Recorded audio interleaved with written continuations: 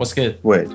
You just speak German. No, I said what's good. That's English. Oh, bro, there's a saying in German. It's like was geht, and it means like what's up. Oh, for real? Yeah, and I thought you were fluent in German or something. That will make me trilingual. Trilingual. Which languages do you speak? I speak English and Chinese. Can you, in brief terms, explain to me? There's different versions of Chinese, right? Okay, so there's two types, right? There's Mandarin and then there's Cantonese. Basically, right, Mandarin is like the dominated Chinese because like most people speak Mandarin. And Cantonese is like one of the biggest dialects, I guess. Because like there are many different dialects in China as well. There's like probably like 100 dialects. And Cantonese is like one of the biggest ones. Okay, that's interesting. Do people who speak Mandarin, who grow up speaking Mandarin, do they understand Cantonese and vice versa? Okay, because I grew up, speaking Mandarin, right? When I was a kid, we watched a lot of movies in Cantonese. You don't really understand them. I mean, you kind of do, but you don't really know Cantonese unless you're from the area, unless you learn. Sure, because I've recently been to India. They have lots of languages as well. For example, Hindi, like the predominantly spoken language. And then in the south, for example, you have Tamil, which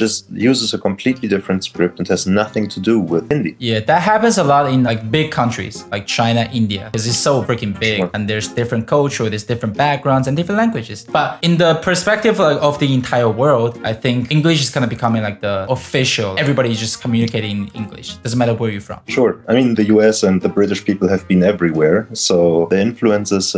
Huge influence. I think it's a very good concept because language unites, right? If you can speak to someone from Vietnam in English and you can speak to someone from Chile or from Brazil in English, you have a common base somehow, right? It's also like the story of Babylon Tower. If they share the same language, they're gonna reach the sky, but they failed because of the languages. So if all human beings, we can speak one common language, we would just kind of be united. But at the same time, culture lives within the language. They go hand to hand. Let's imagine every single Germans, they stop speaking German and they all speak in English. You guys are losing that culture as well, right? You kind of being assimilated. So at the same time, you're kind of losing your roots. 100%, yeah. So you say you were like an engineer? Yeah, I study automotive engineering. Oh, and you're from Germany. Makes sense, right? When did you graduate? I graduated my bachelor's like 9 months or so ago. You could come to China and work for BYD, Chinese car company. Oh yes, they have the biggest foreign EV share in Germany, I think. They are literally great competition for our German manufacturers, especially given the prices, I think. Do you know the Golf, like the standard German VW car? Yeah, Volkswagen. The name standing for the German people, like it's accessible for German people. But the smallest engine size costs $30,000-$40,000. Well, who can afford that? That's like the cheapest model they offer in a decent size, which isn't like a micro car. If you want to buy a new car in China, like let's say a new EV, nothing fancy, how much do you need to spend in dollars? 10K. For a new electric vehicle, which isn't shit. Oh, which isn't shit, then like 15K? 15K. Pretty solid one for sure. Well, that's the biggest difference to China then, because our cars are getting more expensive. Nobody can afford them anymore. If I want to buy a new car, I told you like $30,000,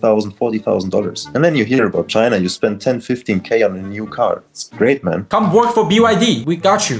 Let's go. I've heard that the work environment isn't the greatest in Chinese companies. That's a stereotype. You talk about the sweatshops? No, I'm not shitting on China here. Just the work mentality. Because I had a Chinese co-worker. He was from China and worked there for 15 years or something. And he said the way that people work in Germany is so different to China, because in Germany you have very loose structures. You can talk easily with everyone. There's no big pressure. Nobody's getting angry or whatever. It's very calm. And in China, he said people were ruder. There was more fixed structure and nobody could make decisions without asking the superior. There was a very... I'm missing the correct English term. Sorry, man. Please tell me about your experience. No, yeah, I understand what you're saying. It's very like competitive as well. We just don't have as much breaks and we work longer hours and we kind of like competing with other colleagues. It's like a rat race. It's very frustrating. Yeah, okay, that doesn't sound like an environment that I would thrive in, For example, my uncle, for 30 years, he has been working 50, 60 hours a week. That's intense. And he had stress all over. He had heart attacks. His stress has been eating him up, and I don't want to do that to myself. How many hours do you work per week in China on average? I would say like 50, 60 is like normal. Damn, man, that's a lot. Like the companies I've worked in, I've worked for 35 hours. Full-time work? If we talk about full-time, it's usually 40 hours. But if you get into a nice company with nice contracts with all the different unions, you can work 35 to 37 on a full-time job. You guys are chilling for sure. It works. Yeah. Life is more than just working, but I'm saying that from a very privileged point of view, right? Because I'm born in Germany. If I look, for example, at China, if I look at India, the amount of work that university students or even school students have to put in to even you get into university are crazy, literally. And then you want to study something like mechanical engineering at a good university, bro, you're fucked. You have like 50 million people who are competing with you, and you have to get one of 200 spots. Yeah, okay, good luck, bro.